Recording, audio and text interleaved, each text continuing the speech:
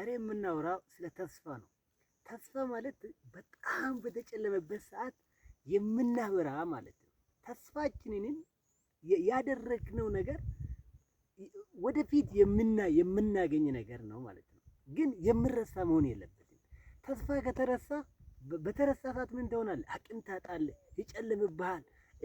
አንተ ላይ ችግሮች ፓወር ይኖራል፣ እነሱ አንተን ይመራሉ፣ ደስታውን ይወስዳሉ፣ ሰላምን ያነሳሉ። ተስፋ የምረሳ መሆን የለበትም። ግን እኛ እንረሳለን። ግን የማይረሳ ተስፋ ማገናኘት ነው። ይሄ እንዴት ነው የሚገናኘው? ፓሽኒንና ወይ ደግሞ ህልሙንና ተስፋውን ስታገናኝ በፍጹም አይረሳም። ስለዚህ ምንም በቃ ብትቸገርም ብትራብም ምንም ብትሆን በቃ እሱ ይቆሰቅታል። አንተ ፈገግታ ከፊት አይጠፋም፣ ደስታ አይጠፋም፣ ሰላም አይጠፋም።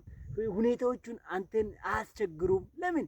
ያቺ ተስፋ ታስታውሳለህ። ተስፋ ነገሮች ሲከብድብህ ነገ ሌላ ቀን ይመጣብሃል ማለት ነው። ተስፋ ማለት ደግሞ በፈጣሪ የምትተማመን ማለት ነው። ማለት በቃ ፈጣሪ ያደርግልኛል ይሆንልኛል ብለህ ያሰብከው ፊት ለፊት በቃ የኔ ነው ብለህ ያስቀመጥክ ነገር ነው ማለት ነው።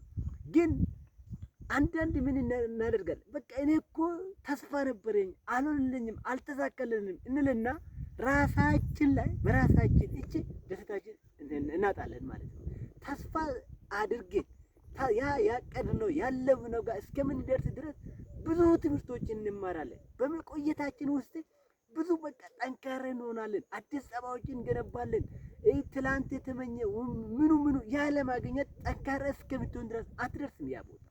ግን አንዳንዴ ባጭሩ ጊዜ ያሳከን ያገኘን ነገሮች አለ። እሱ ማሰብ ነው። አሁን ለምሳሌ ወደ ኋላ ተመልሰን ህፃን ሆነን በቃ ወጣት መሆን ታላቅ ሰው መሆን አልተመኘንም። ከዛ ያ ቦታ አልደረስንም። አሁን ደረስን እኮ ግን እንደደረሰን ግን ረሳን፣ እንደተመኘን ረሳን። ወደ ኋላ አሁን ህፃንነቱን አስቡት እስቲ። ይሄ ብቻ አይደለም። ስንማር ደግሞ በቃ ኤቢሲ ስንጽፍ ምናምን እኛ ትንሽ ስለምንጽፍ በጣም ፈጥኖ የሚጽፉ ሰዎችን ሰዎችን አልተመኘንም። ወይኔ እንደዛ ብጽፍ ምናምን አለንም። ግን ደረስን፣ አላስተዋልንም። ይሄ ብቻ አይደለም። ስንማር ብዙ ነገሮች ወይም ስናድግ ብዙ ነገሮች አስበናል። ታች ተማሪ ሆነን 5ኛ 6ኛ ስንማር 9ኛ 10ኛ የሚለብሱትን ዩኒፎርም አልተመኘንም። ተመኘን፣ ለበስን። ግን እዛ ላይ ስንደርስ ደግሞ ረሳን። እንደውም የሌላ ዩኒቨርሲቲ ሌላ ልብስ ለብሰን እንደውም መምህራኖችን እናስቸግር ነበር። ለምን? ያ ግን ምኞት ነበር፣ ተስፋ ነበር እንደምናገኝ። ዛሬም ደግሞ ያኔ ድሮ ሆነ በቃ እኔ አረብ ኤምሬት ሄጄ ወይ ሳውዲ አረቢያ ወይ ሊባኖስ ወይ ቤይሩት ወይ ሳውዲ አረቢያ እኔ ሄጄ በቃ እኔ ብር አግኝቼ አባቴን እረዳለሁ፣ እናቴን አግዛለሁ፣ ወንድሜን አስተምራለሁ ብላችሁ ያሰባችሁ ሰዎች ዛሬ አደረጋችሁት። ግን ዛሬ ላይ ስትደርስ ደግሞ ምን ሆኗል? በቃ አእምሮ ይዛል፣ ጨልመሃል። እንደዛ ተስፋ አይኖርህም። አሁንም እኮ ያኔ ያደረገ ለአንተ ያኔ የመራ ፈጣሪ ዛሬ አንተን አይመራም፣ አያደርስም፣ ያቀድክበት ቦታ አያደርስም። ግን ደስታ የያዘ አእምሮን የያዘ እንዳትደሰት በፈጣሪ እንዳትተማመን ያደረገ ምንድን ነው? እሱን ነገር መለየት። ከለየ በኋላ ምን ታደርጋለህ? እርምጃን ትወስዳለህ። አንተ የምትችለው ላይ ብቻ አትኩር፣ የምትወደው ላይ ብቻ አትኩር። የማትችለው ነገር ዝም ብለህ አትግፋ። የተራራ የሆነ ነገር ለምን ትገፋለህ? አንተ የማትችል በቃ አንተ መቻል የምትችለው ላይ ብቻ አትኩር። አንተ የማትችለው ለፈጣሪ ስጥ። አንዳንዴ ከጓደኞችም ስለሚሰማ ስለማይ በቃ እኔ ቤተሰቦችን መቀየር ይፈልጋሉ። ምን አገባ እነሱ? አንተን እስካሁን ያኖርከው እስካሁን ሁሉ ነገር ያደረግህ አንተ ነህ አይደለማ? አየህ፣ አንተ ግን እነሱን መቀየር አትችልም። ራስን ግን መቀየር ትችላለህ። ራስን ከቀየርክ በኋላ ለራስህ ከሆንክ በኋላ ምን ታደርጋለህ? ለእናቴ ቀሚሱን መቀየር ትችላለህ። ለአባቴ ጃኬቱን መግዛት ትችላለህ። ወንድሜን ማገዝ ትችላለህ። ያንማ ለብዙዎችም በረከት ይሆናል። ዛሬ ግን እነሱን ይቀይራሉ ብለህ ካሰብክ በጣም ተበልታል። በራስህ እጅ ደስታን ሸጥክ፣ በነፃ ማለት ነው። ሰላምን ሰጥ፣ እንቅልፍን ሰጥ። በቃ ይህ መሆን የለበትም። ራስ ላይ ትኩረት አድርግ፣ ተስፋ አድርግ።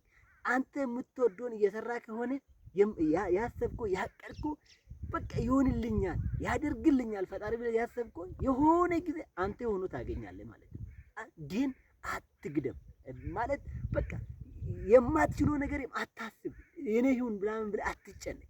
አንተ የሆነ በቃ የኔ ነው ምናምን ብለህ ያሰብከው ነገር አስብ። ያ ነገር ስታስብ ደግሞ ሰላም ታገኛለህ፣ ትረጋጋለህ። አሁን ለምሳሌ አንተ የሆነ ነገር መሸጥ መቀየር፣ ይሄ ነገር የሚያስደስት ከሆነ ንግዱ ላይ ትኩረት የምታደርግ ከሆነ ህልሙ እሱ ከሆነ ፓሽኔ ከሆነ የሆነ ነገር መቀያየር፣ መሸጥ፣ መግዛት፣ ይሄ ነገር የሚያስደስት ከሆነ ህልሙን ታደርጋለህ። አነስ አድርገህ ትጀምራለህ። ከዛ ሁሉም ነገር በሂደት ነው የማድርገው። ሁሉም ነገር ማለት ነው። ዝም ብለህ በአንድ በቃ እንደ ማጂክ ብሎ አንተ ላይ የሚወርድ ነገር የለም። በዛ ከታመንክማ በቃ የሆነ ጊዜም እንደዛው ይሆናል ይሄዳል ማለት ነው። እንደዛ አይደለም ነገሮች የሚጠናክሩ ምንም ይሁን ምንም በሂደት ነው። በቃ በትንሹ ትጀምራለህ። ከዛ በኋላ የሆነ ቀበሌ ላይ መከፋፋት ይከፍታለህ፣ ታድጋለህ። የሆነ ከዛ ከቀበሌ ወደ ወረዳ ታድጋለህ፣ መከፋፋት ይከፍታለህ። ወደ ዞን ታድጋለህ፣ መከፋፋት ይከፍታለህ። ከዛ በኋላ እያልክ በዓለም ራሱ ምን ማድረግ ትችላለህ? አቅሜን አይተህ ጉልበቴን አይተህ ፓሽኔ ከሆነ ማን እንዳንተ አቅም ያለ የለም። ፓሽኔ ከሆነ ዓለም ላይ ተወዳዳሪ ቁጥር አንድ አንተ ልትሆን ትችላለህ። ሆፕ ማለት እሱን ነው። በቃ ህልሙ ጋር አገናኝተህ ነገን የምታልም ነገር ማለት ነው። ነገን የምታይ ማለት ነው። ያ ነገር ደግሞ አንተ ስላደረገ አሁን ለምሳሌ በዚህ አንተ ስለ ንግዱ ዙሪያ ስለሰራ በቃ እንደጠበብን በቃ ብዙ ሰዎች ስለሚሰሩ ለኔ ማን ይሸጣል ማን ይገዛል ልትል ትችላለህ። ለአንተ ከሆነ ማለት ነው ምንም ነገር በቃ ሁሉ ነገር በቃ ምንም የማስብ አንተ ሱቅ ነው የሚያየው ማለት ነው። በቃ ግድ ነው። ይሄ ተፈጥሮ ነው። በቃ አንተ ወጥረህ ከሰራ የምትወደው ነገር ከሰራ ምንም ነገር ለአንተ ይሆናል። በቃ ይሄ ተፈጥሮ ነው። በቃ አንተ ስራ ብቻ ስራ። ከዛ በኋላ ነገሮች በራሱ ጊዜ ይከናወናል፣ በራሱ ጊዜ ይሆናል። ተስፋ ማለት እሱ ግን ተስፋ ኖሮ ነገሮች ደግሞ በቃ ይሄ እኮ መጥቶ ይሄ በሽታ መጥቶ ይሄ ነገር ሆኗል፣ ይሄ አገሪቱ ላይ ጦር ተነስቷል፣ ምኑ ልትል ትችላለህ፣ ልትወራ ትችላለህ። ተስፋ ልትቆርጥ አይደለም። ይሄ ተስፋ አይደለም። ይሄ በዚህ የምትፈራ ከሆነ ለምን ዓለም ራሱ እንደዚህ አትገለበጥ? እንዲህ ራሱ በቂጡ ማለት ነው። በዛ ውስጥ ሆነ አንተ ተስፋውን ያልከውን ይሆንልኛል ያደርግልኛል ብለህ ያሰብከው ነገር እሱም ማሰብ ነው ትልቁ ነገር። ምንም ብትሞቱ እንኳን አንተ ሬሳው እንኳን ያሰብከውን ያሳካል አሉ እኮ። አንዳንዱ እኮ ከሞቱ በኋላ እኮ ሬሳቸው ወይ ደግሞ መቃብራቸው ታሪክ የሰራ ስንት ሰዎች አሉ። ስንት ሰዎች እነሱ ከሞቱ በኋላ እኮ ድሮ ያላደረጉ ለቤተሰቡ የተደረገ ስንት ነገር አለ እኮ። አንተ ሀሳቡ ብቻ ይኑር። ከዛ በኋላ ልፋ። የወደድከውን ነገር የቻልከውን ነገር የማትችለውን አንተ ያልሆነ ነገር አትመኝ። ያስጨንቃላ፣ ግራ ያገባላ። አሁን ለምሳሌ አንተ ግብርና ላይ ትኩረት የምታደርግ ግብርና የሚገባ ከሆነ በቃ እኔ ኮምፒውተር ለምን አልማርም ምናምን ብለህ ራስን የምታስጨንቅ ከሆነ ምንም አታገኝም። እየተጨነቅክ ትኖራለህ። እንደውም ገደል ትገባለህ ማለት ነው። በቃ ሁሌ ባራት ይሆናለህ። በግብርና ብትሄድ ግን አንተ ስኬታማ ትደሰታለህ። ላብ እያወጣ ፈጣሪን ታመሰግናለህ። ተስፋ ማለት እሱ ነው። ተስፋ ማለት በፈጣሪ መተማመን። ከዛ በኋላ ወደ ኋላ በሂደቱ ውስጥ ደግሞ ምን ታደርገኛለህ? የፈጣሪን በረከቶች እያየህ ትሄዳለህ። በቃ ይታያል። ደግሞ ደጋፊዎች ታገኛለህ። ትችትም ይመጣ ይችላል፣ ግን የፈለገ ትችት በበዛ ቁጥር ደግሞ በረከቶቹ ይጨመራል ማለት ነው። ስለዚህ ምን ታደርጋለህ? ውድ የሀገሬ ልጅ ተስፋ ማለት የጨለመ ሰዓት አሁን ያለ ሁኔታ ጋር ሳይሆን ወደፊት አይቴ በብሩህ አይን በልብ አይን ይሆንልኛል፣ ያደርግልኛል፣ እኔ በዚህ መስመር ከሄድኩት እግዚአብሔር ለኔ ያደርግልኛል ብለህ የምታደርግ ነገር ምን ይሆናል? ተስፋ ይሆናል። ያ ተስፋ ማለት መሳሪያ ነው። አንተ የሚያረጋጋ ሰላም የሚሰጥ ስትደክም አቅም የሚሆንልን የሚያነቃቃ ጓደኞች እኮ ያ ስትሄድ ያንን አስበህ ከጓደኞች ምንም ሙሉ ሆነ እንድትሄድ ራቁተህ እንደለበስክ የምሰማ ተስፋ ማለት እሱ ስለሆነ የፈለጋችሁን እናንተ ያሳሰባችሁትን ነገር ትታችሁ ተስፋ ይኖራችሁ። ተስፋውን ያዙት።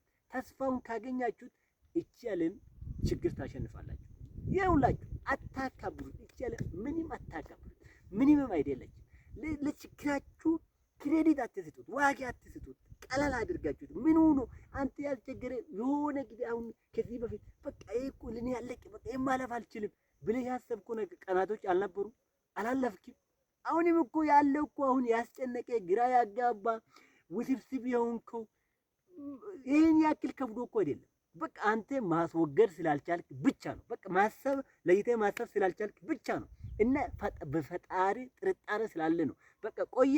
ከዛ በኋላ ስለቆየ በቃ እኔ እኮ ረስቶልኛል፣ እኔ እኮ እንዲሆኑልኛል እያልክ ስለሆነ ነው። ግን ፈጣሪ እንደዛ አይደለም። ልጅ እኮ ነው አንተ።